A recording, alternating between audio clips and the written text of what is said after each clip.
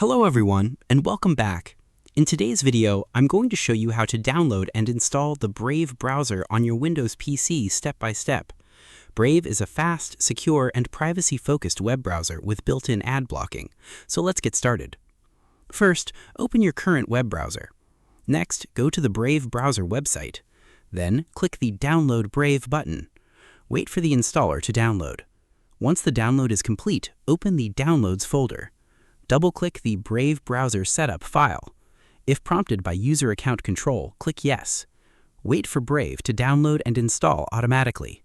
Once the installation is complete, Brave will open automatically. If it doesn't open, click the Start menu. Search for Brave, then open the browser. You can also click Set as Default Browser if you want Brave to be your default web browser. And that's it. You've successfully downloaded and installed the Brave browser on your Windows PC. Thanks for watching this video. If you found this tutorial helpful, don't forget to like, subscribe, and turn on notifications for more browser tutorials and tips. See you in the next one.